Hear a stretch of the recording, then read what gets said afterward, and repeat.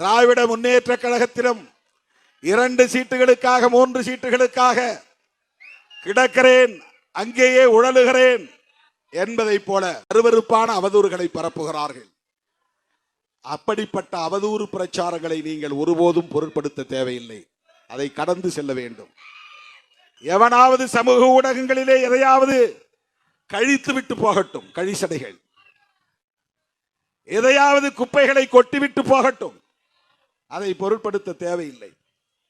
திராவிட முன்னேற்ற கழகத்தோடு விடுதலை சிறுத்தைகள் கொண்டிருக்கிற தேர்தல் உறவு என்பது மதச்சார்பின்மை என்கிற கோட்பாட்டை பாதுகாப்பதற்காகத்தான் ராகுல் காந்தியோடும் தளபதி ஸ்டாலின் அவர்களோடும் மார்க்சிஸ்ட் கம்யூனிஸ்ட் கட்சியோடும் இந்திய கம்யூனிஸ்ட் கட்சியோடும் இதர தோழமை சக்திகளோடும் கைகோர்த்து நிற்கிறோம்.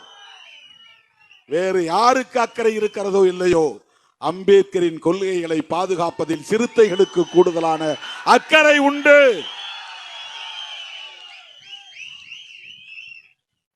நாங்கள் சில ஆசாபாசங்களுக்கு இணங்கி ஊசலாட்டத்திலே தடுமாறக்கூடியவர்கள் அல்ல. இங்கே போனால் வாரலாமா, அங்கே போனால் அல்லலாமா என்று ஆசைப்படக்கூடியவர்கள் அல்ல. எங்களை புரிந்து கொள்ள இன்னும் பல ஆண்டுகள் பிடிக்கும். சிறுத்தைகளை புரிந்து கொள்ள இன்னும் உங்களுக்கு பல ஆண்டுகள் பிடிக்கும். காலம்தான் உங்களுக்கு பதில் சொல்லும்.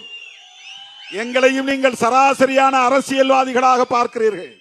நாங்கள் அம்பேத்கர் பாசறையில் புடம் போட்டு வளர்க்கப்பெற்றவர்கள், வார்ப்பிக்கப்பெற்றவர்கள். எங்களை அம்பேத்கர் கொள்கைதான் வழி நடத்தும். அம்பேத்கர் மட்டும்தான் எங்களை ஆட்டி படைப்பார். அவரால் மட்டும்தான் சிறுத்தைகளை வழிநடத்த முடியும். பெரியாரால் மட்டும்தான் சிறுத்தைகளை வழிநடத்த முடியும். வேறு எந்த சக்திகளாலும் திருமாவளவனையோ சிறுத்தைகளையோ வளைத்து விட முடியாது.